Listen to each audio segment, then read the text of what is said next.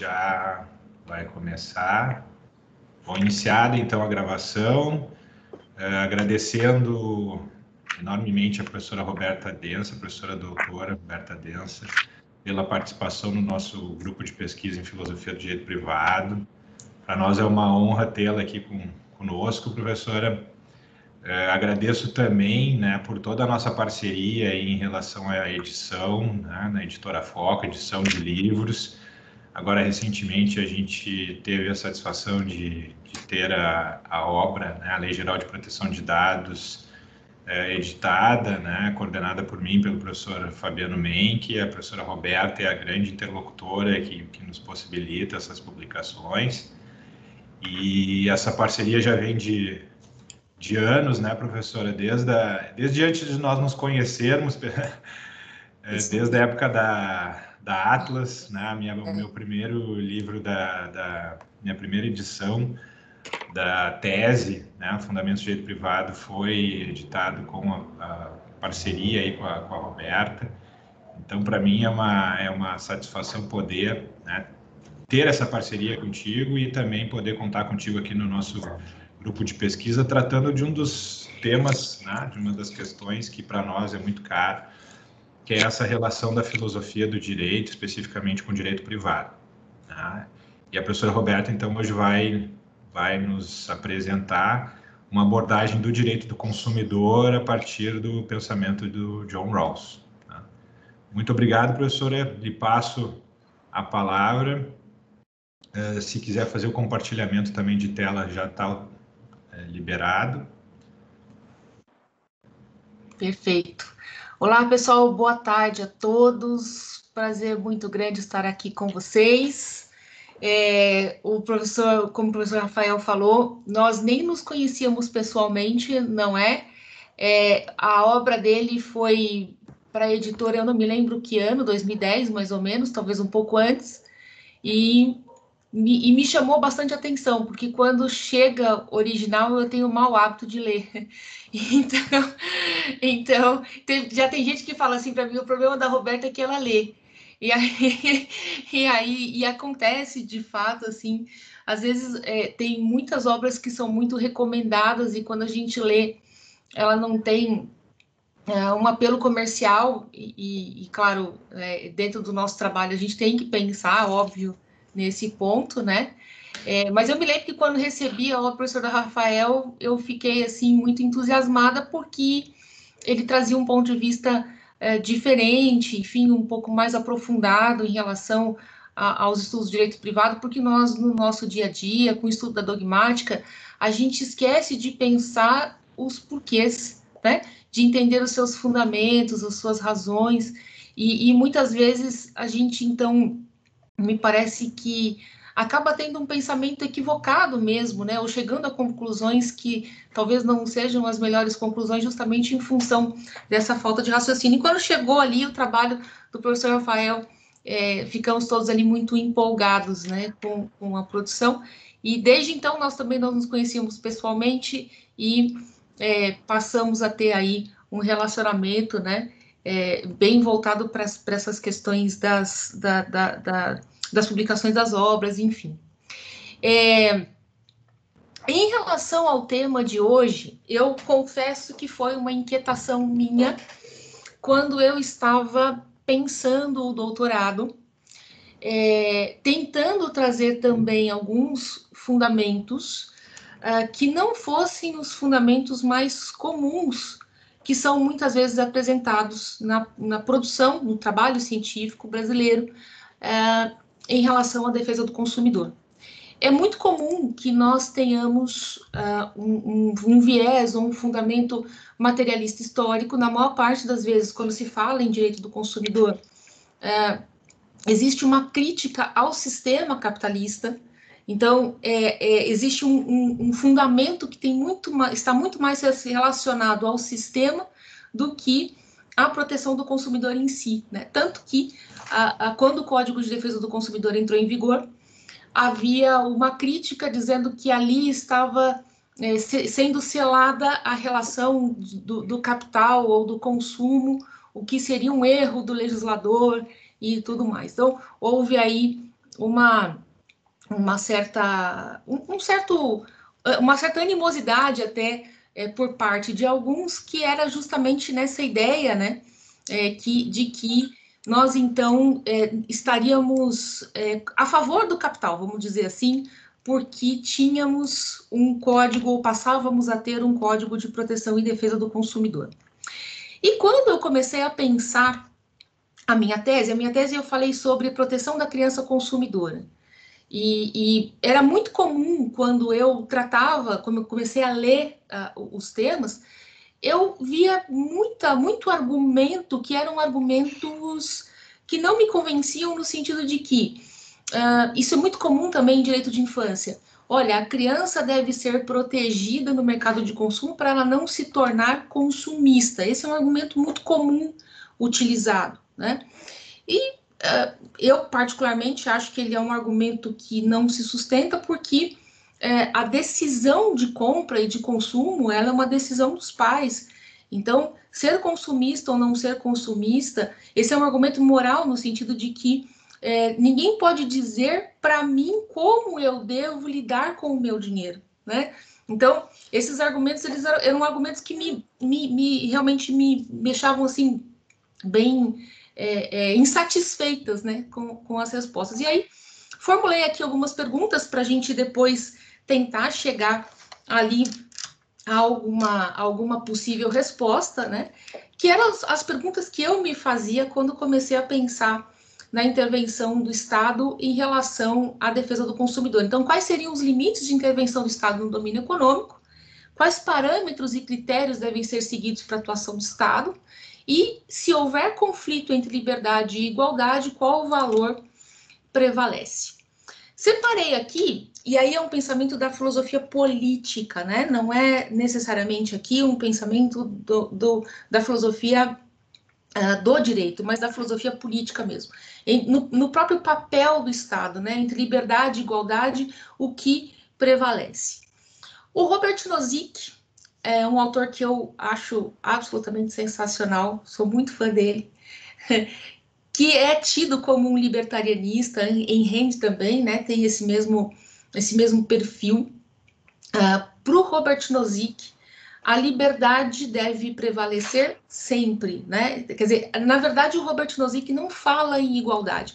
Ele diz praticamente, aí, grosso modo, que o papel do Estado seria garantir segurança das pessoas e garantir o cumprimento dos contratos. Então, ele coloca aí o papel do Estado como realmente um Estado mínimo, no sentido de que nós não teríamos, portanto, defesa do consumidor quando se fala no libertarianismo. Então, se eu fosse uma libertariana, eu sempre digo isso, a minha alma é anarquista ou libertariana, mas o meu cérebro não é. Né? Eu não consigo realmente, de fato, pensar em um Estado que não tenha um papel muito mais complexo daquele que o Nozick coloca, especialmente hoje, quando se fala em novas tecnologias, quando se fala em internet, enfim, acho que fica ainda muito mais complicado esse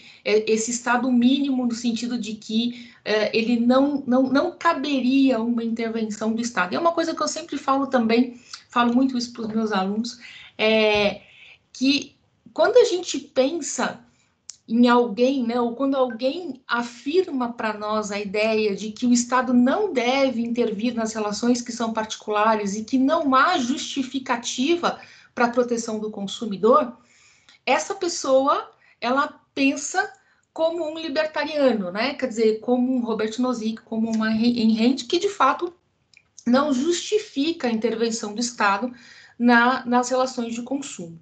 Então, eu não poderia usar o Robert Nozick ou qualquer pensamento nesse sentido, porque de fato não caberia, ou não seria razoável, ou não justificaria a intervenção do Estado.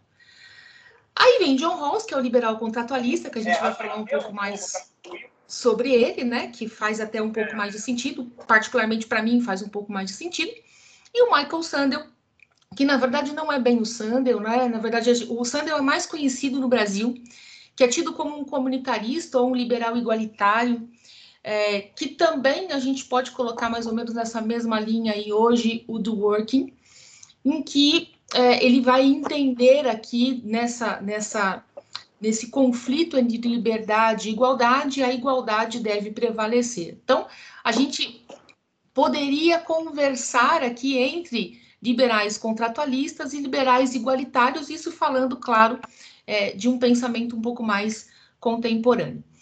E eu até coloco aqui um pensamento do George Akerlof, eu não sei se vocês conhecem o texto dele. George Akerlof tem um texto muito famoso chamado Mercado de Limões. Nesse texto, ele justifica, na verdade ele não justifica, né? Na verdade ele contraria aquilo que Marshall fala na fixação de preços e na colocação de produtos no mercado, em que Marshall simplesmente pensa na fixação de preços pela oferta e procura. Então, o mercado ele se autorregularia para Marshall com a oferta e a procura. O George Akerlof ganha um prêmio Nobel de Economia, mostrando que há assimetrias de informações, e essas assimetrias de informações, elas fazem com que o mercado não seja um mercado tão fácil de ser pensado como Marshall pensava, né? Simplesmente a alocação de preço ela se dava em função da oferta e procura, e o Akerlof vai dizer que não, olha, existem assimetrias de informações, e essas assimetrias de informações fazem com que nós também tenhamos divergências quanto ao real preço que se paga pelas coisas. E ele chama de mercado de limões porque ele parte de uma ideia, que é uma ideia do americano, né? A gente vai chamar de abacaxi, eles chamam de limões, e dá o exemplo da compra de automóveis. Ele diz assim, olha, o indivíduo que vai vender o carro sabe em que condições que está, mas quem compra não sabe. Então, quando você tira um carro da concessionária, ele já desvalorizou 10%. Por quê? Porque eu não sei por que você está vendendo. Então, o preço do carro, na verdade, ele poderia ser o preço cheio que foi pago pelo consumidor ao final. No entanto, você não consegue acessar aquele preço justamente porque, ou vender aquele preço justamente porque há uma assimetria de informação. Eu desconfio que você está vendendo o carro por alguma razão que eu não sei ao certo qual é. Então, os preços, eles não seguem o mercado, por não ser simétrico, por conter assimetrias de informações, ele, então, traz distorções, essa é a palavra que o George Akerlof usa no mercado de consumo. E, claro, para nós, no mercado de consumo, nós reconhecemos a vulnerabilidade do consumidor, o reconhecimento dessa vulnerabilidade ou dessas assimetrias é um ponto extremamente importante para nós na relação de consumo. Nós não partimos de uma relação igualitária, no sentido de que entre consumidores e fornecedores a gente sempre vai ter divergências no sentido não necessariamente de finalidades, mas divergências no sentido de que aquele que coloca o produto no mercado de consumo sabe de fato o que está colocando, como o produto é feito, né? E tem lá aquelas regras todas de vulnerabilidade que a gente discute bastante no direito do consumidor brasileiro. É por isso que, na minha opinião, não dá para a gente seguir uma linha um pouco mais libertariana ou anarcocapitalista, justamente porque eu não reconheço, eu particularmente não consigo reconhecer essas relações como relações absolutamente simétricas. E aí alguém vai dizer, poxa, mas no direito privado, de uma forma geral, pode não existir essa simetria. Também é verdade. Tanto no direito civil quanto no direito empresarial, não necessariamente as relações são relações simétricas, mas nas relações de consumo, necessariamente são assimétricas. E isso é um fato. Quando nós olhamos para a legislação brasileira, na Constituição Federal, especialmente no artigo 170, o artigo 5º já manda fazer uma lei de proteção e defesa do consumidor. Mas o artigo 170, que fala da ordem econômica na Constituição, ou seja, todas as formas de intervenção do Estado no domínio econômico, vai trazer os objetivos da ordem econômica, os princípios e os fundamentos da ordem econômica. Até aí também nenhuma novidade para nós. O fato é que Esse artigo 170, ele desperta paixões. Né? Os mais intervencionistas vão entender que, por uma questão de justiça social, toda a aplicação do Código de Defesa do Consumidor, baseada nessa ideia de justiça social, ela vai tender a ser mais protetiva, mas simplesmente para que a gente mantenha uma relação igualitária, especialmente do aspecto econômico, não do aspecto político, a gente vai fazer essa diferenciação já, mas especialmente no aspecto econômico. Então, vamos dizer assim, seria mais ou menos uma ideia de que o fornecedor, por ser fornecedor, ele já começa errado, né? Eu já estou errado porque eu sou fornecedor, então a gente já tem uma tendência de entendê-lo como alguém que causa uma instabilidade ou uma injustiça social. E esse é um ponto extremamente delicado para qualquer um de nós que lida com o direito do consumidor. Eu não diria só o direito do consumidor, não. Para quem lida com o direito da criança, para quem lida com o direito ambiental, com o direito do idoso, com o deficiente, é sempre um grande problema a gente pensar nesses objetivos. Ok, o Estado vai intervir no domínio econômico, mas quais seriam esses limites? Na defesa do consumidor, a gente tem alguns autores que são muito citados na maior parte dos trabalhos de direito do consumidor, que são relacionados ao materialismo histórico, e eu diria que estão mais ligados ainda à escola de Frankfurt. Grande maioria deles ligado à escola de Frankfurt. Com toda certeza já ouviram falar do Guy Debord, do Baudrillard, né? Todos eles seguem mais ou menos essa linha.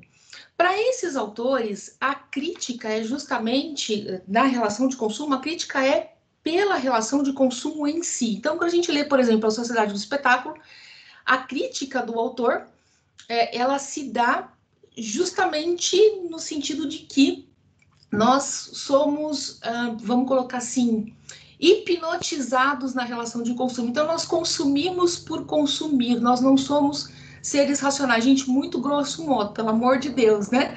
Mas, normalmente, quando esses trabalhos são citados, eles são citados justamente nesse perfil, nessa ideia de que nós não temos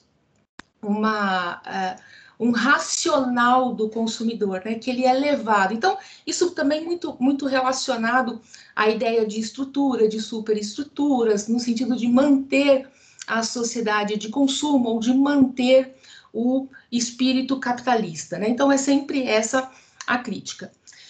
Alguns autores com viés liberal são citados no Brasil, ou seja, que não fazem a crítica ao sistema, mas analisam o indivíduo criticamente. Então, são várias obras, por exemplo, do Gilles Lipovetsky, que seguem essa linha. Ele é um sociólogo, né, e ele segue muito essa linha. Ele não vai fazer uma crítica ao capital, mas ele também não vai fazer um elogio ao capital, mas ele vai criticar o próprio ser humano, né, pela maneira como ele lida, né? Ele tem um livro chamado Felicidade Paradoxal, que eu recomendo assim fortemente, que é um livro em que ele questiona essa ideia que nós temos de felicidade relacionada ao consumo, né? Que nós, de fato, relacionamos a possibilidade, ou compra, enfim, o consumo à felicidade. E aí, o final do livro, assim, ele conclui de uma forma muito interessante, ele diz assim que por fim e ao cabo, as pessoas não são felizes porque consomem, elas são felizes porque são felizes, né? Então, ele não, embora as pessoas relacionem essa felicidade ao consumo, ele diz que felicidade, a bem da verdade, não é consumo, né? Então, ele divide aí o capitalismo em 4 fases diferentes, ele faz uma análise bastante interessante sobre isso. E o Vargas Llosa, né, que tem o livro chamado Civilização do Espetáculo, que é bem pequenininho, baita de um livro, em que também vai fazer uma análise da mídia, da maneira como nós todos consumidores convivemos nessa sociedade de consumo, mas com um viés um pouco mais liberal, eu diria até com viés não materialista histórico, acho que talvez seja até melhor. O Edgar Morin, eu fiz um pontinho aí à parte, que é um autor que eu gosto muito, que eu não vou colocá-lo aí com viés liberal, porque de fato não é o caso do Edgar Morin. Ele tem uma coleção, na verdade, chamada Método, brilhante, mas o livro mais interessante dele é um livro bem pequenininho, chamado Introdução ao Pensamento Complexo, em que ele quebra a ideia de um materialismo histórico e ele diz que nós somos parte da sociedade, né? Que todos nós, na verdade, contribuímos de alguma forma para a manutenção da maneira como nós vivemos. Então, grosso modo, muito grosso modo, porque Edgar Morin, embora o livro seja fininho, é daqueles que a gente lê 2, 3 vezes para tentar entender de fato o pensamento dele. Enfim, e por causa disso, quando a gente olha aqui mais ou menos para essa estrutura, a gente vai, é muito comum no direito brasileiro a gente olhar alguma decisão e as decisões elas terem esse perfil assim um pouco mais ideológico mesmo, do próprio juízo, que é absolutamente natural, né? Embora não seja recomendado, no sentido de que, por exemplo, quando se falava lá em dano social, o juiz ele entendia, por exemplo, e nós tivemos casos aqui nos juizados em São Paulo, que o fato de uma pessoa não ter sido atendida de forma adequada, ou não ter tido o seu contrato devidamente cumprido por parte de uma operadora de telefonia, cabia uma indenização por dano social, né? E isso sem ação civil pública, sem um pedido adequado, e muitas vezes o que se percebia ali, e o fundamento do juiz era: estou fazendo justiça, né? Estou aplicando um dano social porque estou fazendo justiça. Então, e muito disso simplesmente pelo fato de que a gente está aqui na ideia do nós contra eles. E isso é muito comum quando se fala no pensamento ou na defesa do consumidor no direito brasileiro. Falando especificamente de John Rawls, e o porquê do John Rawls a gente vai entender daqui a pouco, ele coloca três pressupostos no pensamento dele para que ele chegue na chamada teoria da justiça e nos princípios de justiça, segundo a teoria dele. Ele parte, então, de 3 pressupostos. Que nós vivemos em países, enfim, em sociedades com muitas concepções de bem comum. Então, cada um de nós tem concepções particulares e coletivas sobre bem comum e que há diferentes ideias a respeito desse bem comum. Então, o que ele vai chamar de pluralismo razoável. É muito mais fácil você pensar numa ideia de bem comum no direito canônico, que individualiza o que é, porque ali há um certo consenso sobre isso. Mas quando olhamos para a nossa sociedade, para a nossa realidade, ele parte do pressuposto de que nós somos diferentes, de que nós temos ideias diferentes sobre bem comum e a forma mais adequada de sobrevivência ou de viver em sociedade. O outro pressuposto do Rawls é que nós somos indivíduos racionais. Então, e aí, claro, ele busca Kant aqui dentro dessa ideia, né, de uma forma bastante clara. Nós somos pessoas racionais e nós podemos formar uma concepção de bem a partir da razão. Então, ele pensa a ideia de justiça ou de bem comum a partir de seres racionais. Racionais e razoáveis, ou seja, que têm senso de justo. Esse é o pressuposto de Rawls. Todos nós somos racionais e razoáveis. Edgar Morin diz que nós somos, de fato, racionais e razoáveis, mas também nós somos dêmens, né? Ele também é como se o Rawls dissesse assim, ó, esquece que a gente não tem racionalidade ou somos irracíveis. Nós precisamos pensar num indivíduo racional e razoável.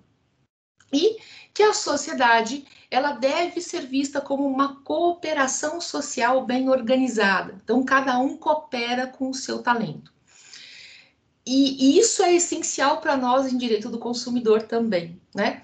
Primeiro, claro, a gente pensar que os indivíduos na relação de consumo são racionais, isso é essencial, apesar de a gente falar um pouco melhor daqui a pouco sobre essa questão da racionalidade, mas pensar que nós, na relação de consumo, também somos seres racionais e razoáveis, óbvio, mas pensar em uma sociedade vista como uma cooperação social já traz uma marca de Rawls do contratualista, ou seja, ele é um contratualista, ele entende que nós precisamos pensar na sociedade como uma forma de cooperação, de modo que todas as pessoas com o seu talento, com os seus talentos, elas contribuem para a formação da sociedade, né? Ou seja, nós não vamos pensar numa ideia de nós contra eles, né? Aqui eu acho que também ele busca um pouco da ideia da Hannah Arendt, que é o deixar de pensar a sociedade no nós contra eles, né? De pensar sempre numa ideia de cooperação e de forma racional a gente tentar chegar a esse bem comum. E o John Rawls, com esses pressupostos, ele forma uma ideia de um consenso sobreposto na esfera pública. Eu abri aspas aqui, que ele vai dizer assim: cada pessoa possui uma inviolabilidade fundada na justiça que nem mesmo o bem-estar da sociedade como um todo pode ignorar. Por essa razão, a justiça nega que a perda da liberdade de um membro se justifique por um bem maior partilhado por todos.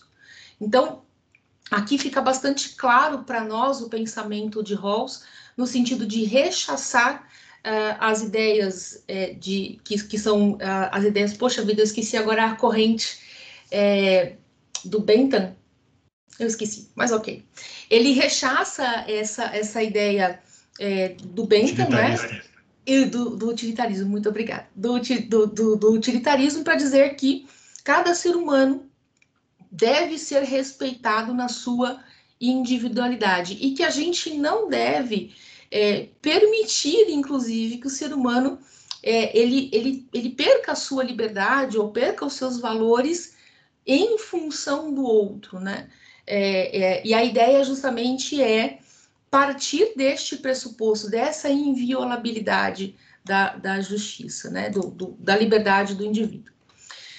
E para encontrar os princípios de justiça, ele faz uma proposta, que é a proposta da posição original. Para pensar nos princípios de justiça, a gente deve, em primeiro lugar, sair da nossa posição em sociedade, o que é bastante diferente dos contratualistas clássicos, né? Em que você... para os contratualistas clássicos, eu parto da minha posição, puxo a sardinha para o meu lado e contrato com você de modo que a gente chegue a um consenso. Não é essa a ideia de Rawls. A ideia de Rawls é que nós saiamos da nossa posição original, que nós saiamos dessa nossa posição da sociedade para chegar a uma posição original. Que posição original seria essa? Aquela em que eu não sei onde eu vou parar na sociedade.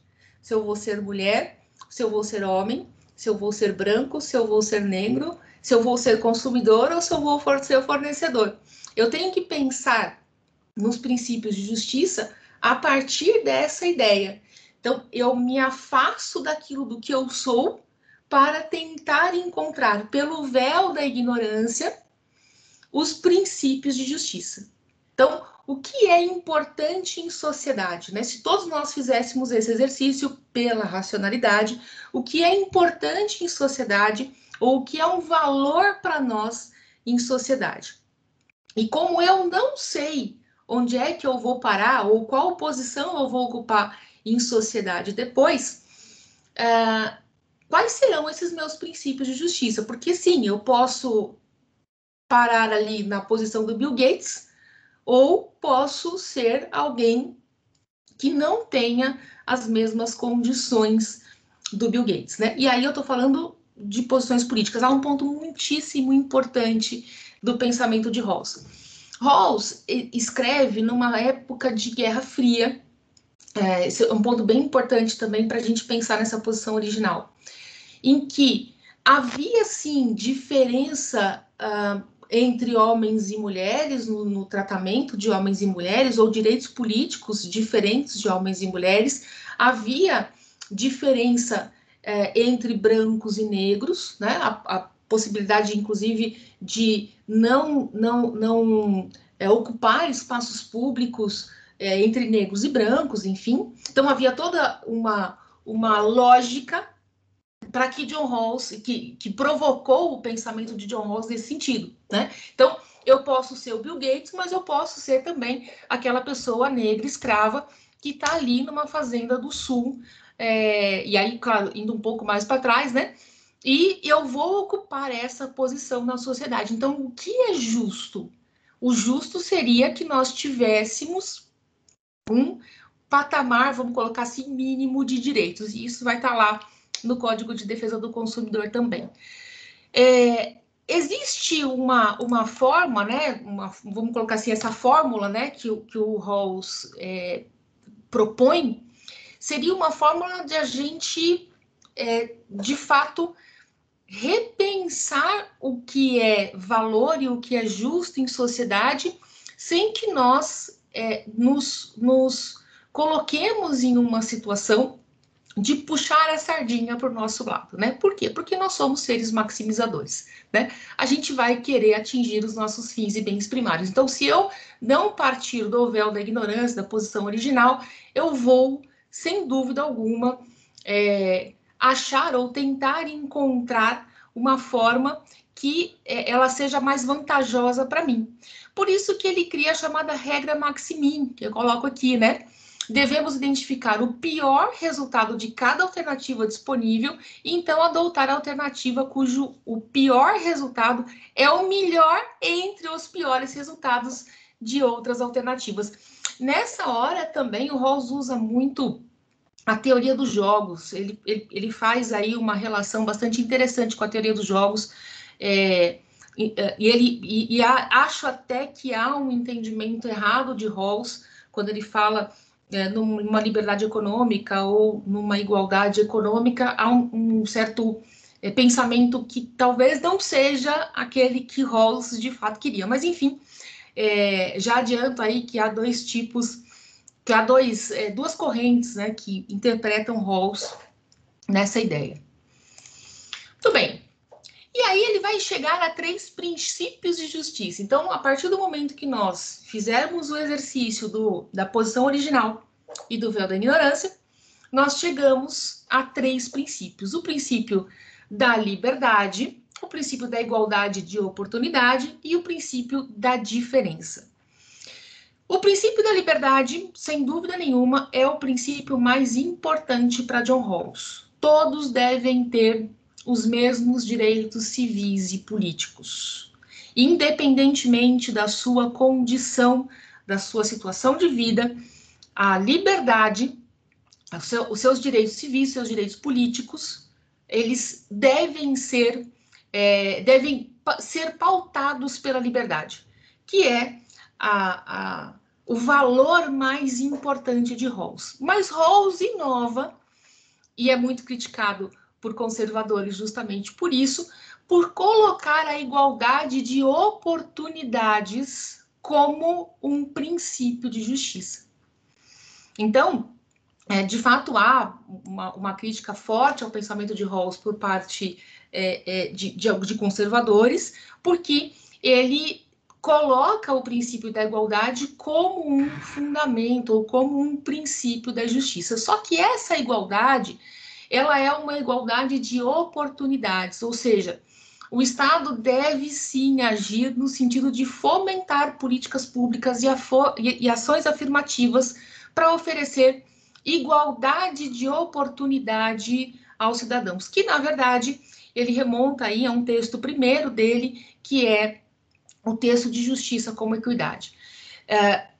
A bem da verdade, quando Rawls traz esse princípio da oportunidade, ou da igualdade de oportunidade, as justificativas de ações afirmativas, elas estão bastante relacionadas aqui à possibilidade de que todas as pessoas tenham acesso não somente aos bens de consumo, porque não me parece a preocupação de Rawls. A preocupação do Rawls é muito mais política do que econômica.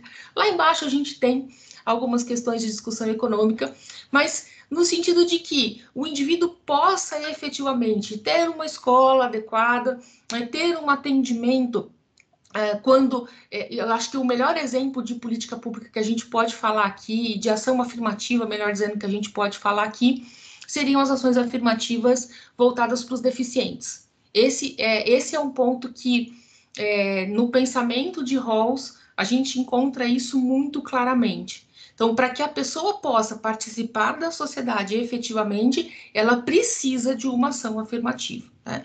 E, para isso, ele coloca, então, a igualdade ou a igualdade de oportunidade como um princípio de justiça e é, de fato, muito criticado por autores como Nozick, enfim, que vão entender que a igualdade não pode ser um princípio de justiça. E, por fim, o princípio da diferença. Ele entende que, embora a igualdade de fato seja um princípio de justiça, as diferenças ou as desigualdades econômicas são justificáveis se beneficiarem aos seus membros menos favorecidos a longo prazo.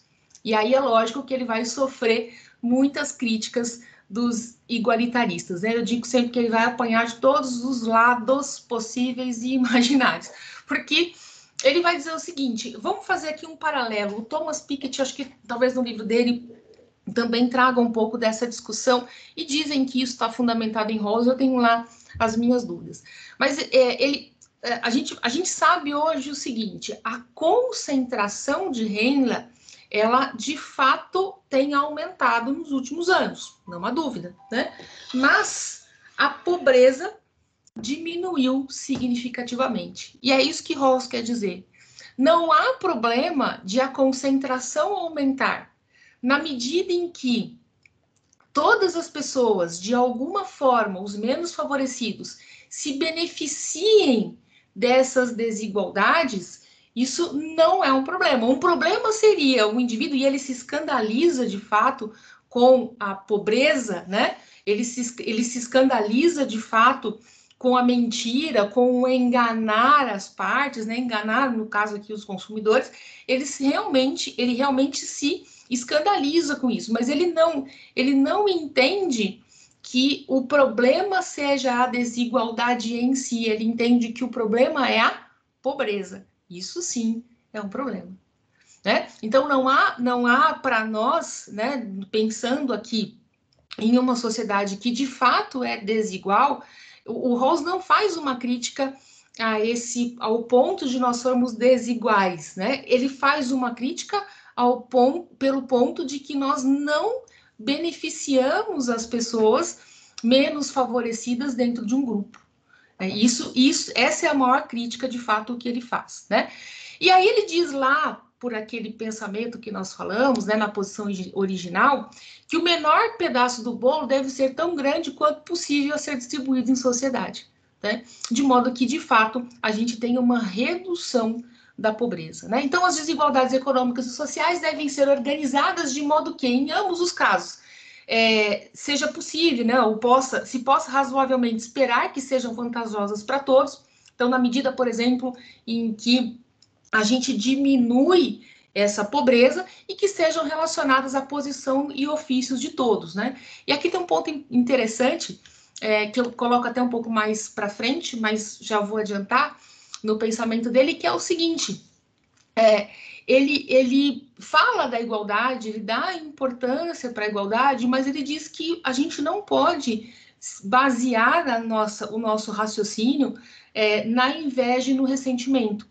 Então, se o indivíduo ganha 5 e ele vive bem com aquilo, não há problema algum do outro indivíduo ganhar 50, né? Seja em função dos seus talentos, do seu trabalho, enfim, desde que todos partam da mesma igualdade de oportunidades, né? Esse é um ponto bastante relevante do pensamento de Rawls. É que eu coloco até aqui logo abaixo. Então, ele é um adversário de políticas igualitárias, no sentido de que todas as pessoas devem ser iguais, mas ele se escandaliza com as desigualdades, né?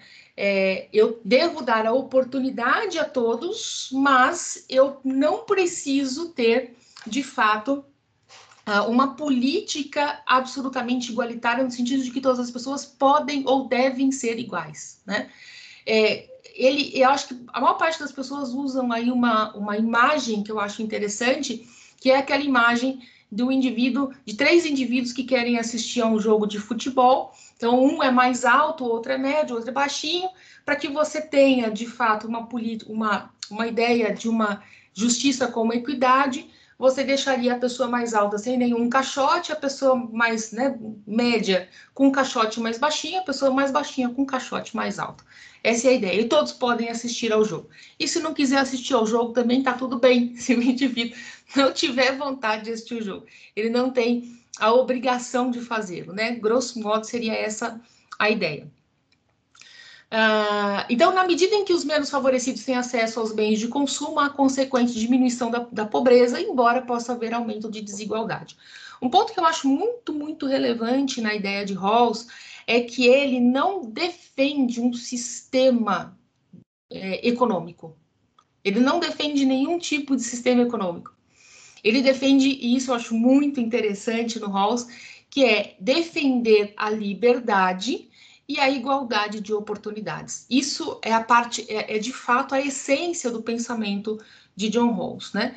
E justamente o fato de ele aceitar as desigualdades traz muitas críticas daqueles que não aceitam desigualdades, e o fato de ele entender que a igualdade é um valor importante em sociedade, e com isso ele refunda, como muitos entendem, o liberalismo.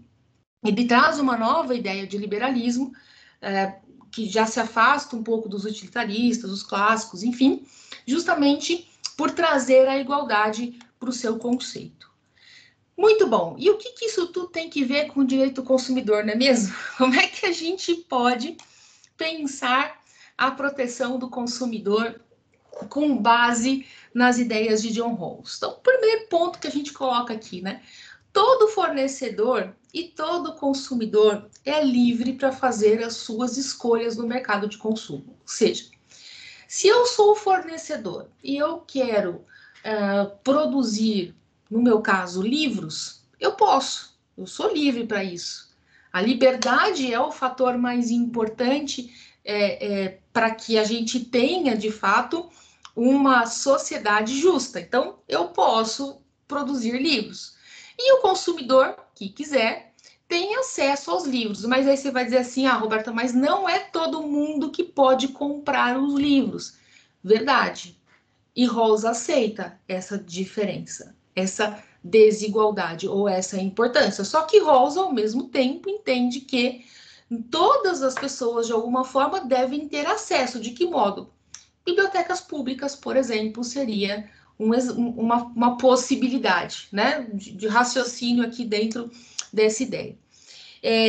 Um outro ponto importante é que a gente não poderia, no momento de colocar o produto no mercado de consumo, pensar do ponto de vista moral, né? Quer dizer, isso aqui é adequado ou inadequado para o mercado de consumo. Então, por exemplo, um fornecedor é livre para vender pornografia.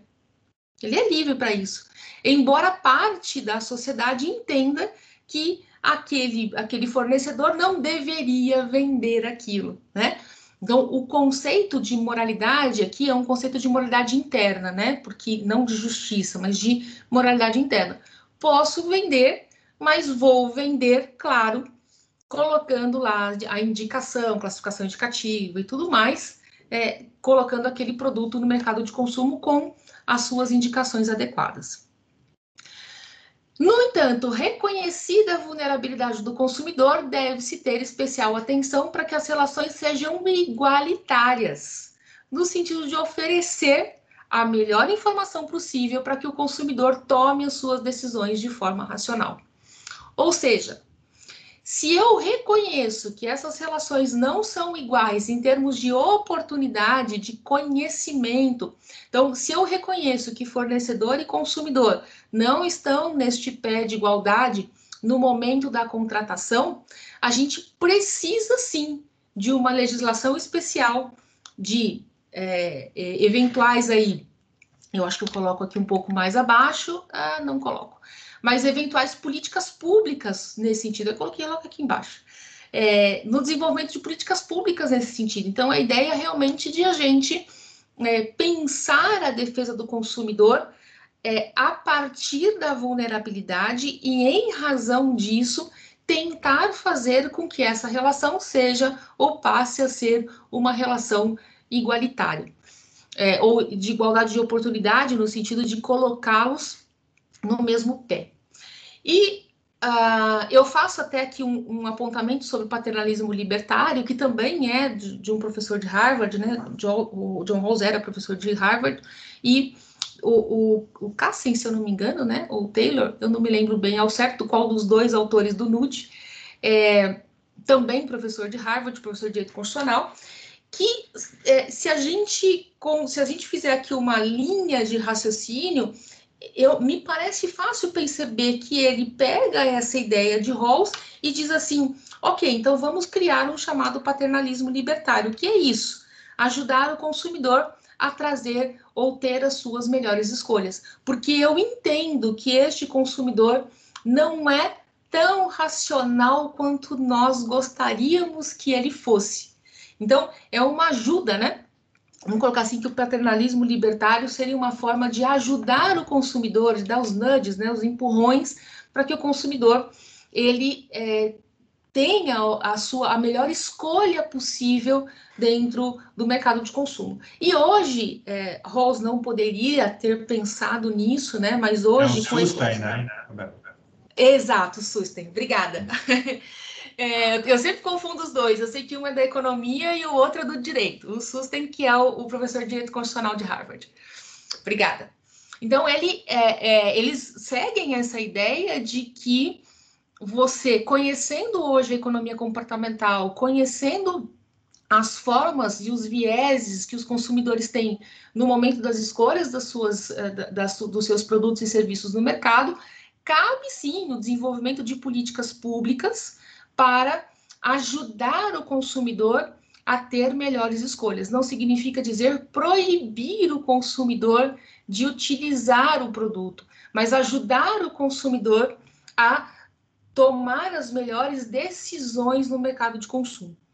Um exemplo que eu gosto muito de dar, que essas políticas públicas funcionam e funcionam muito bem, está com a lei que regulamentou a publicidade de cigarros e as políticas públicas, porque é bem menos publicidade, né? Mas mais as políticas públicas voltadas ao cigarro no Brasil. Em 96, nós tivemos uma mudança bastante grande de posicionamento, né, no direito brasileiro em relação aos cigarros. Antes, na década de 80, as publicidades de cigarro chegavam a ser bizarras, né? Talvez só o professor Rafael aí tenha assistido também junto comigo essas publicidades, mas elas de fato não levavam em consideração essa desigualdade, né, do consumidor, essa vulnerabilidade do consumidor, e mais do que isso, elas eram mentirosas, né? Elas levavam o consumidor a crer que fumar o cigarro levava o indivíduo a uma liberdade, enfim. E não ressaltava os problemas de saúde que aquelas pessoas poderiam ter. E nós desenvolvemos no Brasil, a partir dessa lei de 96, políticas públicas seríssimas relativas ao cigarro, e nós fomos muito felizes com isso aqui no Brasil. Até onde eu sei, nós só perdemos para a Turquia em termos de resultado com as ações que foram postas no Brasil em relação aos cigarros, né? Então, o cigarro pode ser vendido, ele é um produto que, sim, causa danos aos consumidores, mas ele não pode ser um produto proibido. Isso é um ponto extremamente importante do pensamento de Rawls, né? Se o indivíduo fuma um cigarro, ele tem o direito de fumar o cigarro, mas, por outro lado, ao colocar o produto no mercado de consumo, eu devo informar ao consumidor sobre todos os riscos que aquele produto possa causar, pode causar à saúde do consumidor. Não raro, eu ouço de muitos professores de direito do consumidor que cigarro não pode ser vendido no mercado de consumo de forma alguma por ser um produto perigoso. E me parece que a forma, né, trabalhar políticas públicas para avisar ao consumidor, para falar sobre os riscos, para tratar de fato desse problema, que é um problema de saúde do consumidor e saúde pública, é dizer assim, olha, então aqui a gente trabalha uma política pública muito séria nesse sentido, e hoje a quantidade de fumantes no Brasil diminuiu significativamente. Penso que a publicidade, porque todo mundo diz que isso está muito relacionado à publicidade. Eu penso que a publicidade talvez seja o menor dos pontos. Penso que a maneira como foi desenvolvido mesmo, em termos de saúde pública, ficou muito mais interessante, né? Há quem sustente a ideia de que o indivíduo não poderia fumar, porque quando ele usa o SUS, né, enfim, o sistema público de saúde, ele também acaba gerando danos para outras pessoas, enfim, e mais um pensamento que eu respeito, mas discordo, de novo, dentro do pensamento de John Rawls, na minha opinião, a liberdade ela deve prevalecer, né? Mas ela deve ser, claro, muito bem posta no mercado de consumo, né? Não é a liberdade do vale tudo, é a liberdade reconhecendo a vulnerabilidade do consumidor e, ao mesmo tempo, trazendo políticas públicas para ajudar nas decisões do consumidor, né? Hoje se discute muito a questão dos alimentos, né? Esse é um outro ponto bastante interessante de como que a gente vai trabalhar essas políticas públicas, né? E por fim, eu coloco aqui também as práticas abusivas do artigo 39, né? Elas têm uma profunda relação com essa ideia de proteger as liberdades do consumidor. Artigo 39, na minha opinião, inteiro, o que ele busca justamente isso. Aliás, para mim, o Código de Defesa do Consumidor inteiro busca igualar essa relação, no sentido de ter a oportunidade de conhecer o produto, as informações adequadas, para que o consumidor, ele então seja a pessoa responsável, o indivíduo autônomo, com autodeterminação. Esse é um pensamento muito forte de John Rawls também, né? Coloco aqui como uma síntese, né? O liberalismo contratualista sustenta a autonomia e a autodeterminação dos indivíduos e das famílias. Preconiza a atuação do Estado para a defesa dos direitos fundamentais, especialmente a liberdade. Então, aí que o Estado agiria. E esses critérios racionais, é o último modo que eu coloco ali, né? Os critérios racionais para a gente entender as restrições do Estado, eles não podem ser pautados numa ideia de bem-estar, de felicidade ou de corrigir os rumos da sociedade, né? O John Rawls pensa muito nessa ideia de autodeterminação, né? De a gente pensar o direito a partir da autodeterminação dos indivíduos. Falei demais. Mais ou menos isso, mas ele apanha, viu, gente? Ele apanha de todos. Faleiros me emprestou um livro muito legal do Gargarella, Roberto Gargarella, muito interessante, em que ele vai pautando, colocando todos os autores que fazem críticas ao pensamento de Rawls, né? Mas a parte mais interessante disso tudo é que ele realmente foi revolucionário no que ele pensou e no que ele propôs. E não há como pensar uma filosofia política se não pensarmos nessa, ou se a gente não partir no mínimo de uma crítica ao John Rawls, que seja, né? Que a gente pelo menos não parta desse pressuposto daquilo que ele nos propõe a pensar. Era isso, pessoal. Fico aqui à disposição para a gente debater um pouco mais. Muito obrigado, Roberta. Acho que está dando um retorno aí da minha fala, mas queria te agradecer. Realmente o tema, né, a apresentação estão na essência do nosso grupo, né, essa correlação entre a filosofia e o direito privado. E que bom poder contar contigo, né, debatendo essa temática aqui hoje.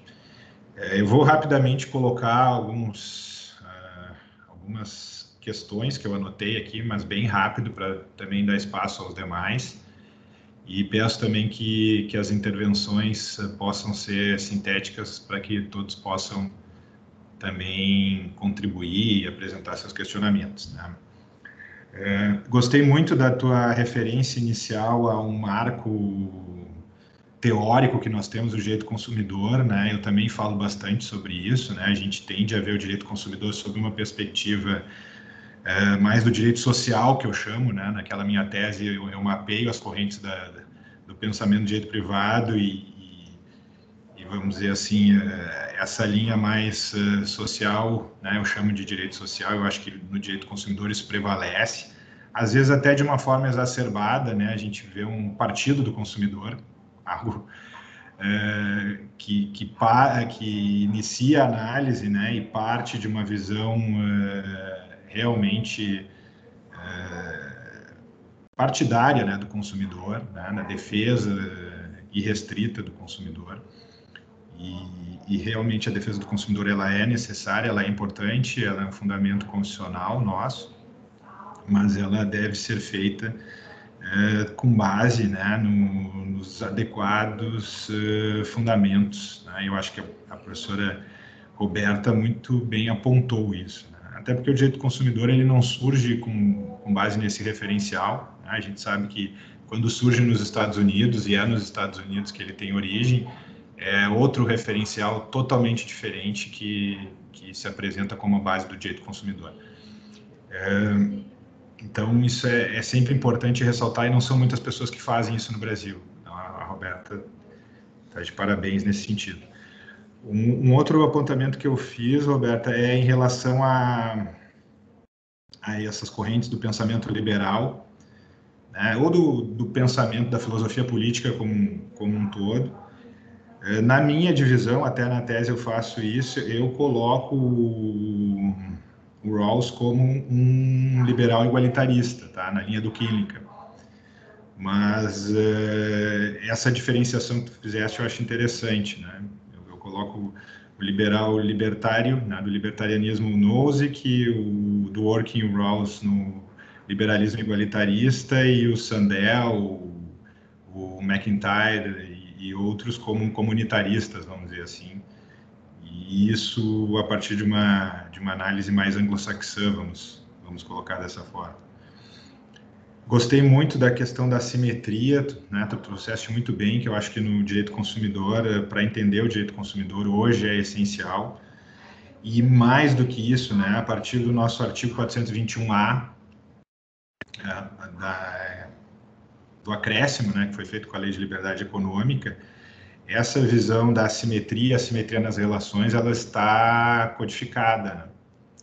Então, no direito privado se presume, né, na disciplina dos contratos, relações simétricas, a não ser que os elementos da relação, né, contenham alguma assimetria, e isso o juiz pode analisar concretamente, ou, né, isso esteja previsto em legislação especial, que é o que acontece justamente com o direito do consumidor, com o direito do trabalho, com a lei do representante comercial, com a lei do inquilinato, né? Essa assimetria, ela é legislativa, né? A lei parte do pressuposto, né, uma lei especial da assimetria, e protege um dos participantes da relação. Então, o nosso direito positivado, ele trabalha com esse conceito, presumindo, né, a assimetria e aceitando que a assimetria esteja presente, não só pela legislação especial, mas também pela análise do caso concreto, né? Mesmo no direito civil e direito empresarial, o juiz pode chegar a essa conclusão. Um outro ponto que a gente debate bastante na URGS há algum tempo, inclusive com o professor Barzotto aqui na casa, né, que é um professor de filosofia do direito, que eu fui aluno e hoje divido aí disciplinas e grupos, que é justamente essa racionalidade presente no pensamento kantiano, né? No pensamento de Rawls, né? Que se diz kantiano. E o que a gente debate é justamente isso, né? Se essa racionalidade que Rawls compreende, né, como sendo da essência do ser humano, se ela é kantiana, né? Já que para Kant o homem é um animal racional e ele tem toda uma análise a priorística. E em Rawls essa racionalidade não é exatamente estabelecida da mesma forma, né? Já que para ele essa visão de racionalidade está no sujeito autointeressado, né? E por isso que ele nos coloca na posição original sob o véu da ignorância, porque todos somos interessados e não sabemos que condições teremos no plano da realidade. E por isso, né, se discutiria se essa visão antropológica, né, do Rawls, ela não é hobbesiana ou lockeana de alguma forma, né? Tem muita discussão sobre isso. E o último ponto que eu anotei aqui, Roberta, foi justamente a questão dos princípios, né? Dos 3 princípios. Os 2 primeiros eu coloco, né, como um princípio, né, a liberdade igual, ou a igual liberdade, né? E tu colocaste muito bem, eu acho que é importante, eu gostei dessa separação dos 2, porque explica melhor. E o segundo princípio, ou o terceiro, né, o princípio da diferença, ele não só pressupõe, né, a aceitação da diferença no plano da realidade entre os indivíduos, mas ele também justifica o tratamento diferente, né, por parte das políticas públicas, desde que esse tratamento diferente por parte das políticas públicas venha a favorecer o todo. Né? Então, me parece que os exemplos, né, o exemplo do cigarro é um exemplo nesse sentido, né, e outros, eles poderiam ser justificados na medida em que eu trato de forma diferente os participantes da relação, os indivíduos na sociedade, mas esse tratamento diferente, ele se justifica não só pela igualdade de oportunidades, mas também porque favorece ao todo, inclusive aqueles que seriam desfavorecidos no tratamento. Ele no fim, ele acaba favorecendo, tá? Claro que isso acaba sujeitando o Rawls a várias críticas, né? Principalmente dos utilitaristas e dos libertários, tá? Mas torna o pensamento dele tão original, e eu diria que o Rawls, ele, se não é o maior, é um dos maiores filósofos políticos do século XX. Tá? Então, para a gente debater temas como esse, o pensamento de Rawls tem que estar presente. Né? Talvez não exatamente para se filiar a ele, mas para conhecê-lo e, eventualmente, poder criticá-lo. Então, seriam essas as minhas considerações. Não sei se tu quer comentar alguma, senão eu já passo aos demais. Achei perfeito. E eu me lembro, até quando a gente estava discutindo o tema, eu falei assim, vamos colocar então o liberalismo igualitário. E aí eu falei, não, pera, corrige, porque essa coisa do nome, ela acaba sendo complicada, né? Sim. E de fato é um problema, porque assim, o Dworkin e o Rawls, eles divergem no pensamento quando o Dworkin coloca a igualdade em primeiro lugar. Então, em algum momento, para o Dworkin, o valor igualdade é mais importante do que o valor liberdade. E os Rawls não. Então, eu tenho muita dificuldade de fazer essa distinção, né? De colocar lá, de classificar, né? Esses autores, e acho que realmente ele se torna muito problemático na medida em que cada um deles também tem a sua especificidade no pensamento, não tem dúvida. Mas a diferença especial aí do Rawls é essa, né? E por isso também ele sofre muitas críticas do Michael Weise, do Michael Sandel, enfim, que são os comunitaristas, justamente porque vão fazer esse posicionamento posterior, dizendo que não, para um comunitarista a igualdade é, de fato, o valor, né? Eu fiquei um pouco chocada, confesso com vocês, quando eu li o livro do Sandel, um livro fininho de bioética. Não é o Justiça Fazer a Coisa Certa. Poxa, eu esqueci o nome do livro. Hoje Contra a Perfeição, não? Exato, Contra a Perfeição. Que ele chega ao final e diz assim, olha, tudo bem, né, de você ter análises ou estudos de biotecnologia, de você... Não é o problema aqui seria especialmente moral, seria um problema resolvido. A questão não é todo mundo que tem acesso. E justamente porque não é todo mundo que tem acesso, então não pode ser colocado, entre aspas, aqui no mercado de consumo, né? Então, quando eu terminei de ler, que eu fui entender quem era Michael Sandel. Quando ele faz essa conclusão, que eu fui entender quem era Michael Sandel. E isso é diametralmente oposto ao que pensa Rawls, né? Porque o Rawls, ele vai entender que, como você muito bem coloca, né? A ideia de, bem colocou aqui, a ideia de que eu ainda, o fato de eu crescer do ponto de vista econômico, né? Embora eu acho que essa não seja uma preocupação do Rawls, né? Por isso que em nenhum momento a gente cita Hayek aqui, né? Porque o pensamento, ele não é econômico, ele é um pensamento político, né? E ele coloca isso como um ponto essencial, assim. Nesse embate entre igualdade de oportunidade ou de liberdade, é a liberdade que vai prevalecer. Mas eu acho que, assim, suas ponderações, elas fazem realmente muito sentido. Eu acho que ele tem uma relação muito maior com Hobbes do que com Kant, particularmente, né?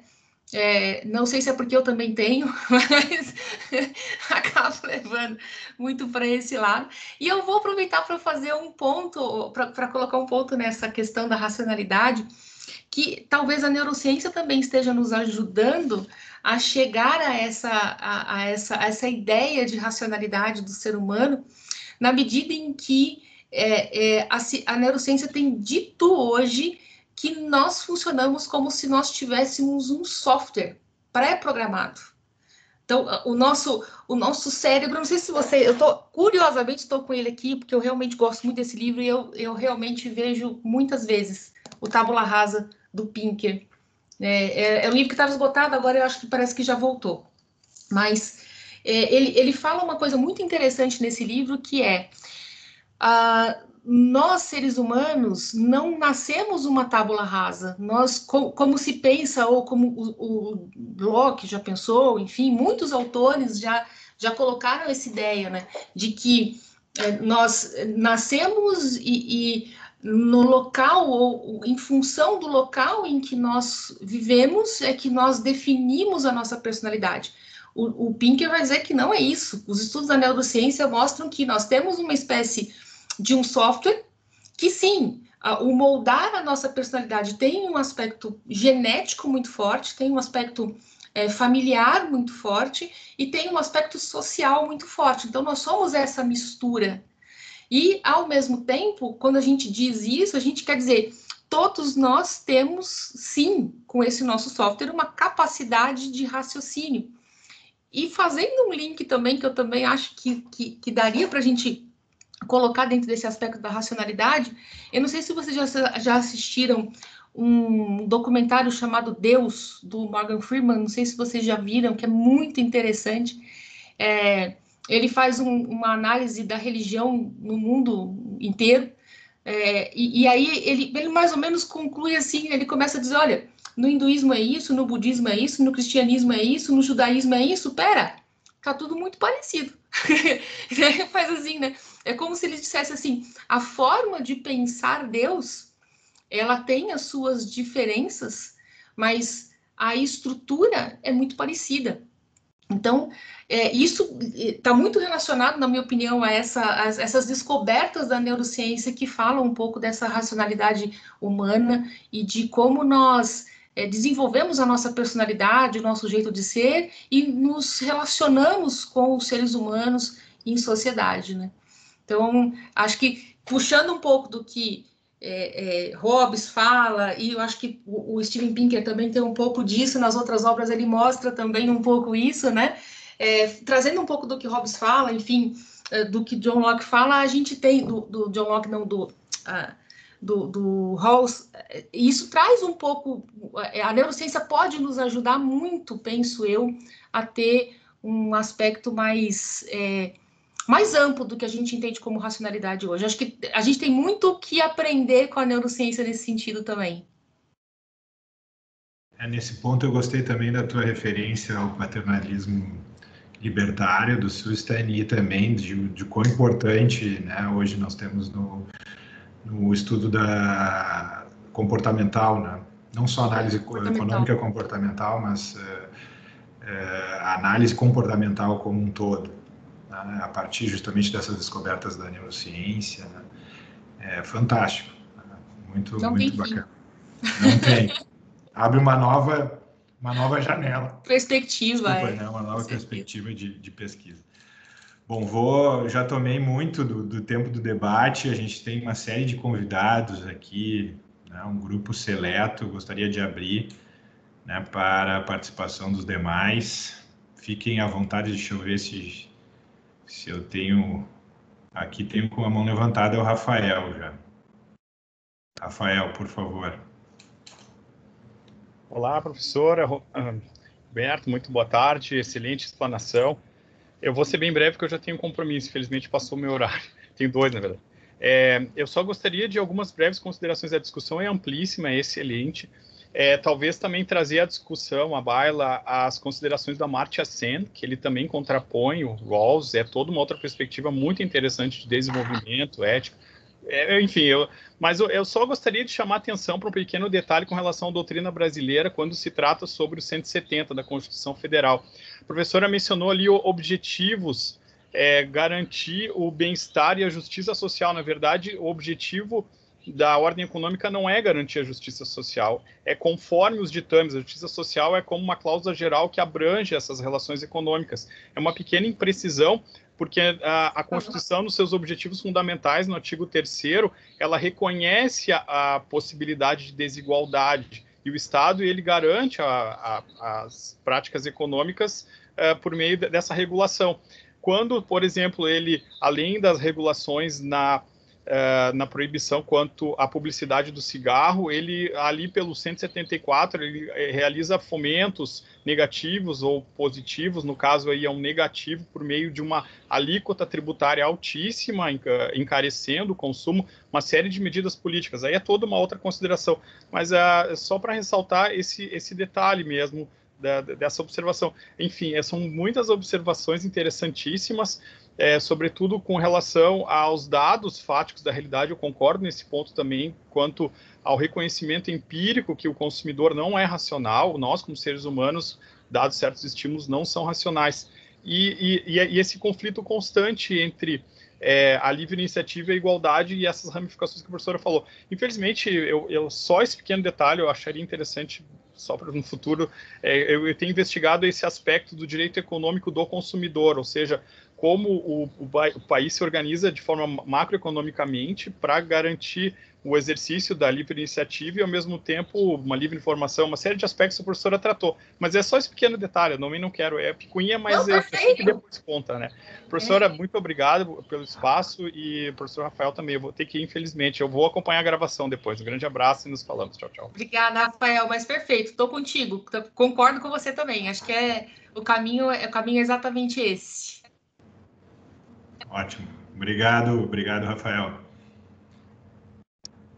Quem mais, pessoal? Tem alguma consideração, alguma questão? Professor? Sim, Thiago. Professora Roberta, eu queria agradecer bastante, a explanação foi muito, muito interessante e a didática da senhora é incrível para tratar do tema. Eu queria ouvir um pouco mais da senhora, não é nenhuma dúvida, mas me surgiu uma provocação.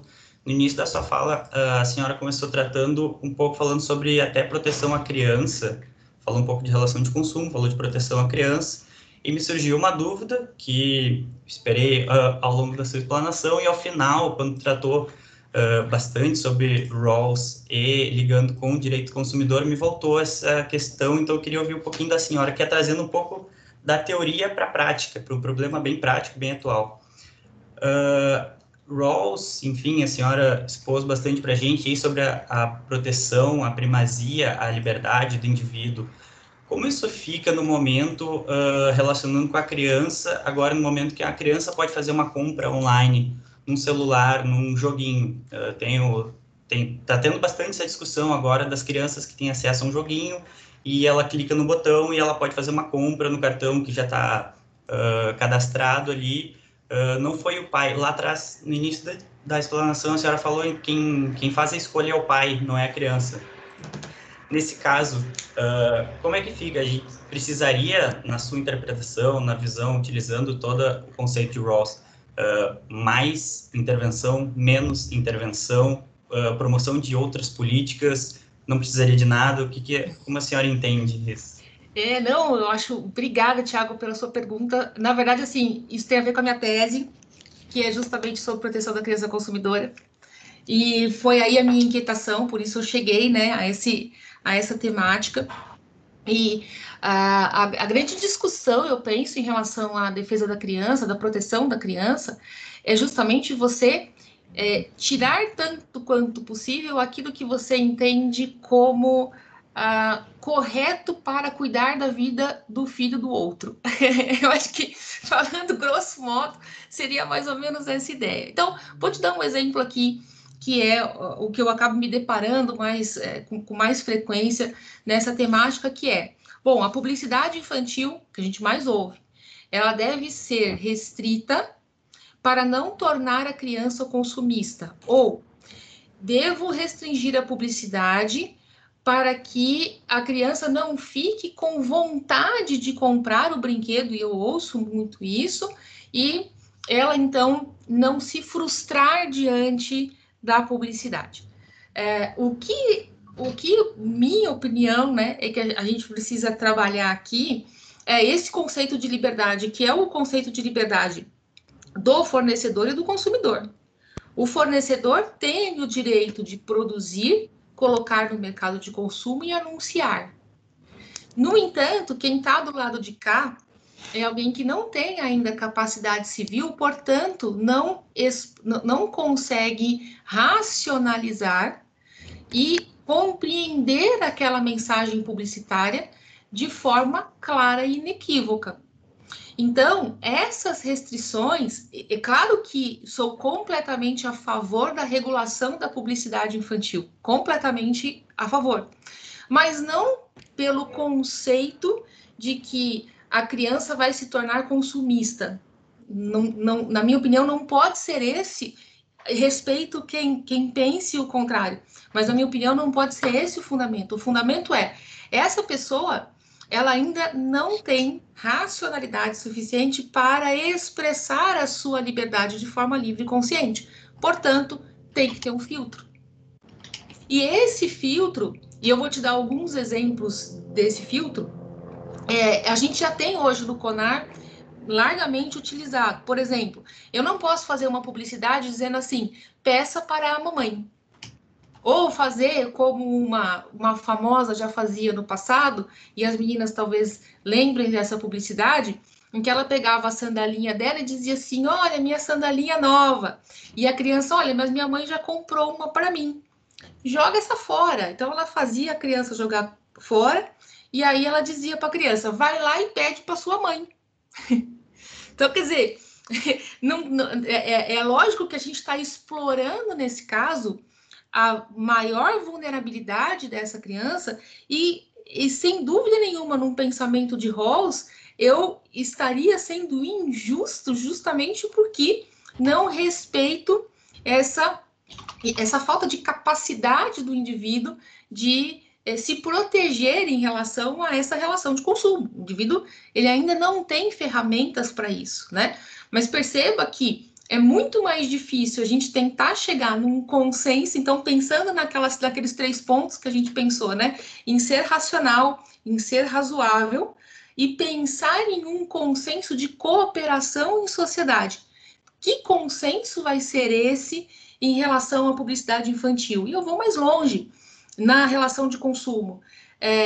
Você mencionou os jogos, né? Se a criança pode comprar, usar as loot boxes. Na verdade, o Faleiros aí escreveu um artigo e eu fiz alguns apontamentos nesse artigo sobre as loot boxes, que é justamente sobre esse aspecto, né? De você não só adquirir, Thiago, que eu acho que esse é o menor dos problemas, na medida em que por exemplo, o Rafael, ele tem, né? O Rafael tem uma criança, tem um filho. Quantos anos, Rafael? Tem seu filho?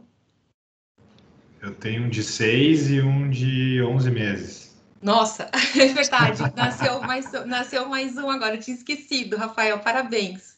Obrigado. Então, o filho do Rafael tem 6 anos. Então, imagine que o Rafael, então, o professor entregue lá um celular para o filho dele, para que ele jogue um determinado jogo compatível com a idade dele, né? Esse jogo, ele pode ter algumas cobranças, e essas cobranças é que elas podem ser complicadas na medida em que podem se apresentar muito mais como um jogo de azar do que um jogo de destreza. Então, o jogo de destreza seria aquele em que eu uso as minhas habilidades e, por usar as minhas habilidades, eu consigo chegar até o final, né? E ter lá os meus títulos. O jogo de azar, não. Eu dependo da sorte, muito menos da destreza. Então, a gente tem uma certa discussão até sobre o que é jogo de azar ou sobre o que não é jogo de azar nesse sentido no Brasil.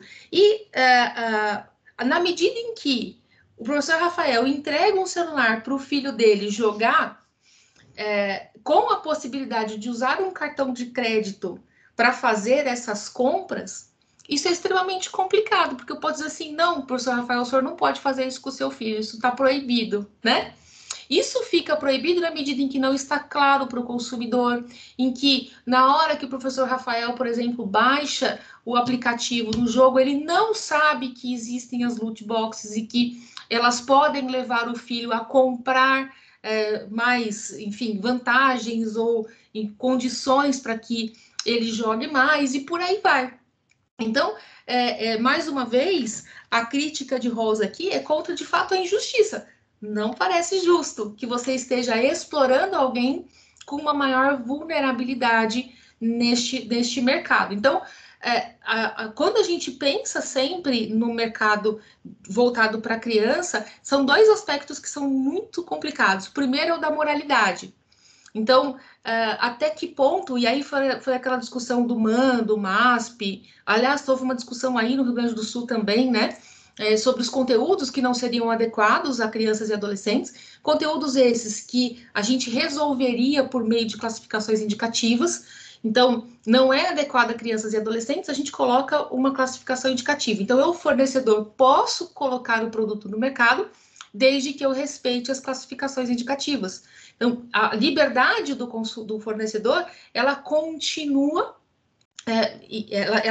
intacta, com restrições essas que têm o objetivo de proteger a liberdade do outro também, a liberdade de escolha do outro, né? Então, é esse embate entre escolhas e liberdades entre pessoas que o Estado pode, sim, regular. E aí a lei de liberdade econômica, ela veio num sentido muito interessante também. O Estado regula desde que ele justifique a regulação, né? Quer dizer, eu, como cidadão, não posso ter o meu direito restrito e eu justificar o meu direito à liberdade. Não, é o Estado que deve justificar a razão pela qual eu estou fazendo a intervenção e, de fato, ter uma intervenção que seja adequada e proporcional. Acho que a palavra teria que ser essa, proporcionalidade.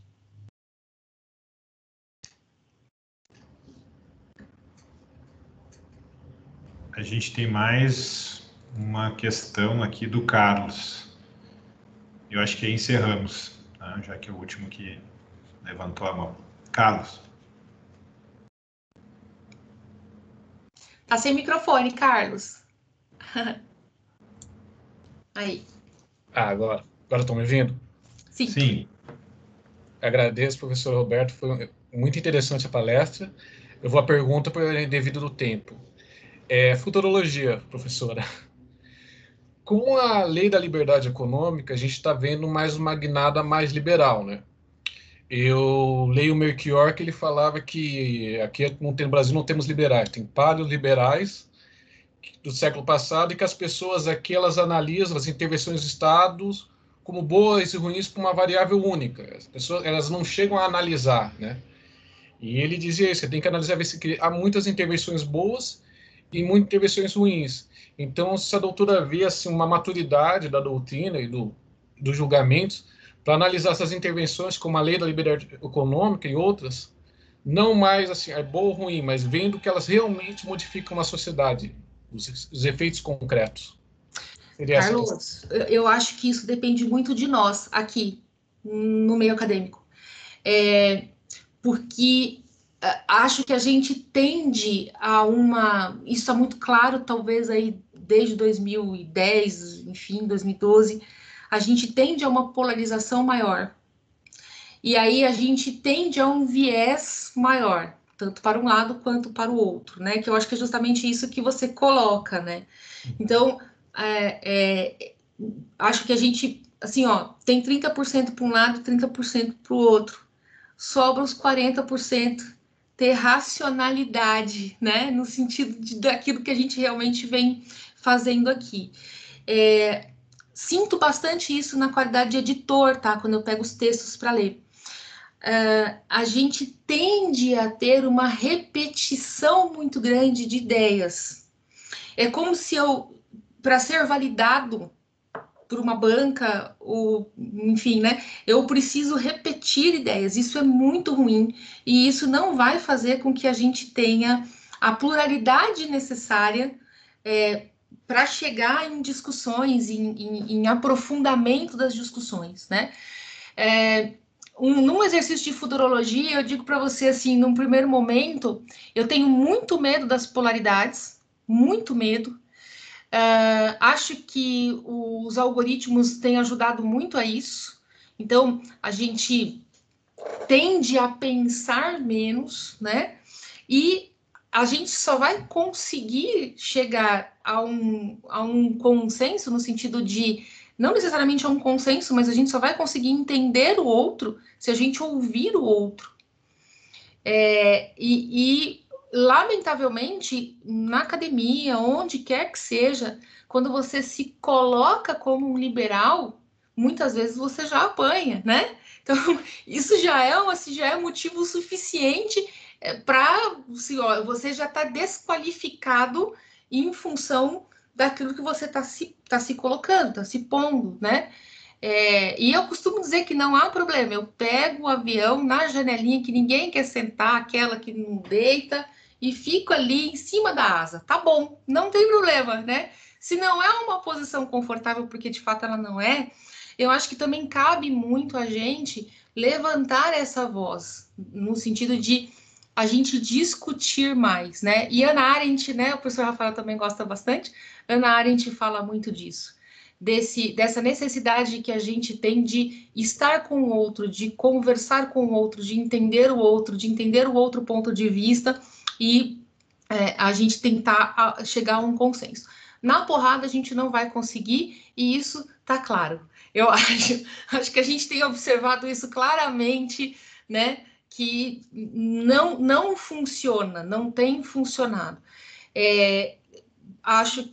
Tenho muito receio de a gente deixar de ser uma democracia para ser uma autocracia de verdade. A gente vê o que tem acontecido aí em outros países, né?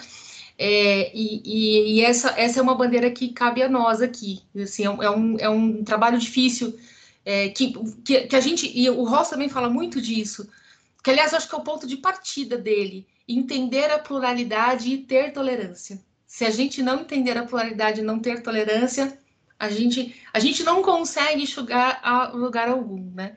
Então, eu estou super acostumada, assim, nossa, John Rawls, então você é petista, né?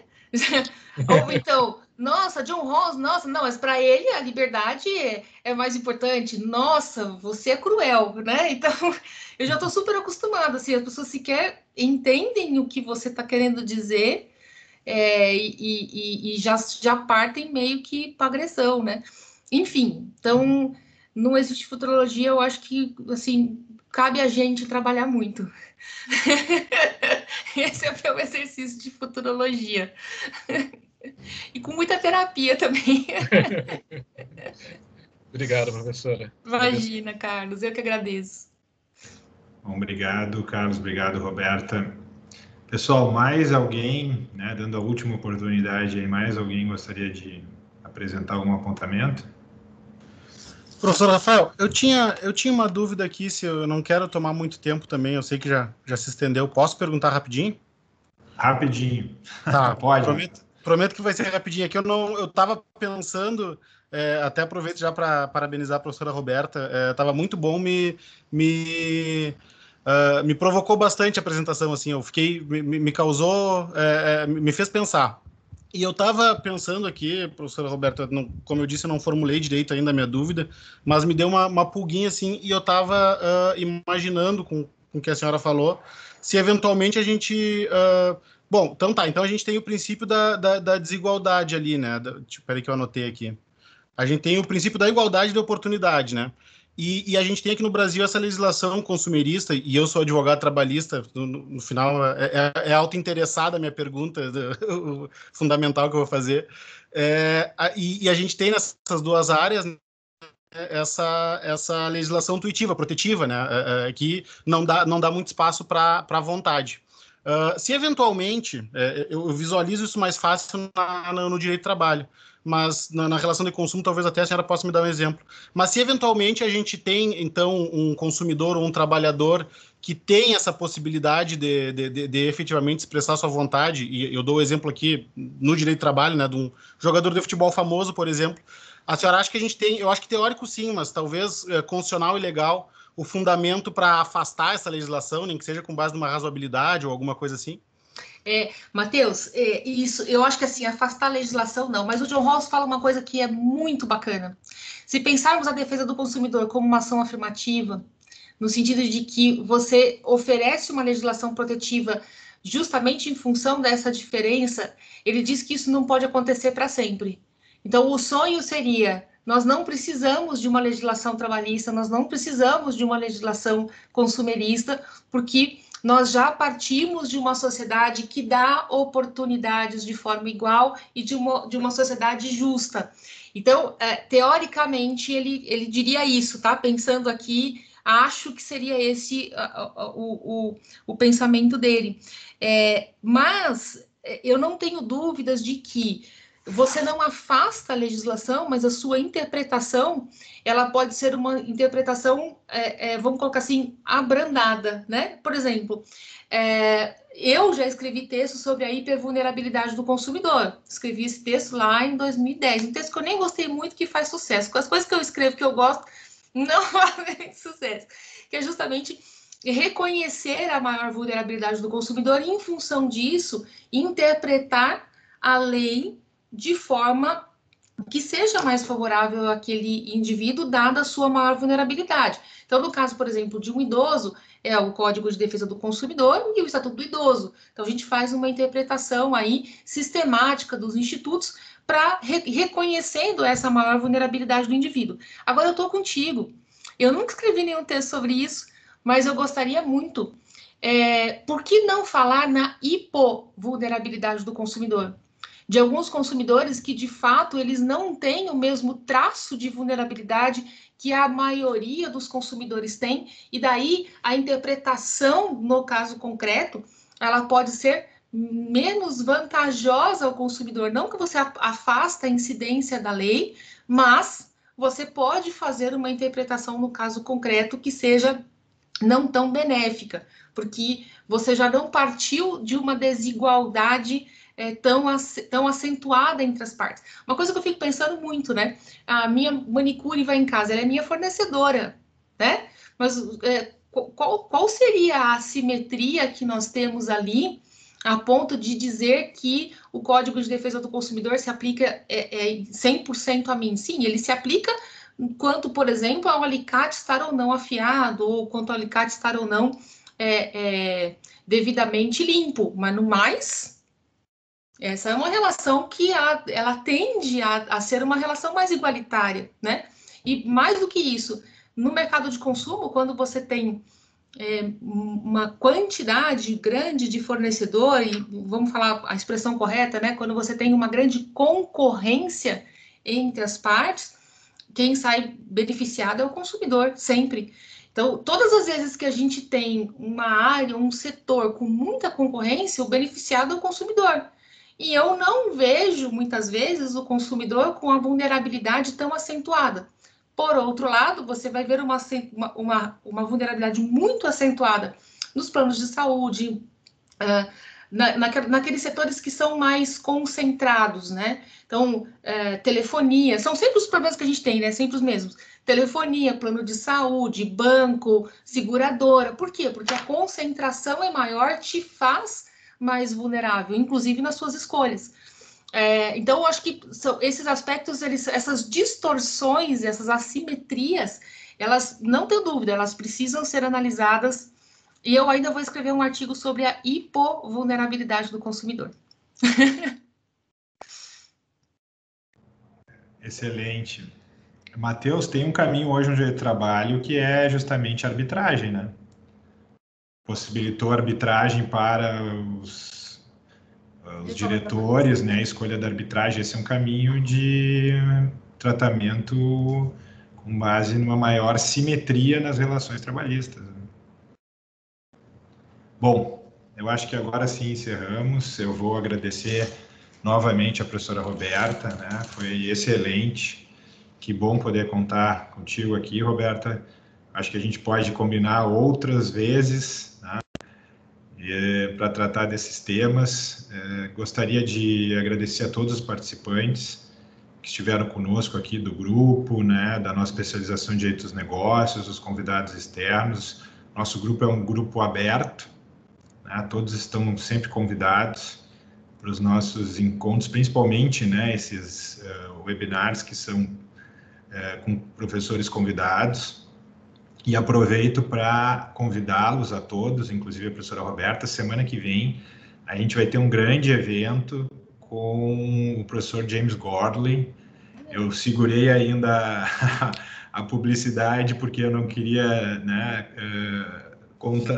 estabelecer aí uma confusão dos seminários, então a gente fez a divulgação e concentrou agora no encontro de hoje com a professora Roberta, e a partir de hoje a gente vai começar a divulgação desse webinar com o professor James Gordley na próxima quarta-feira, às 11 horas, no mesmo formato, né, um formato aberto, todos estão convidados a participar. A gente não vai ter tradução, né, é um encontro do grupo, então vai ser em inglês. Depois vai ficar gravado, né, e até na gravação no YouTube tem aquelas traduções simultâneas, quem quiser ouvi-lo depois.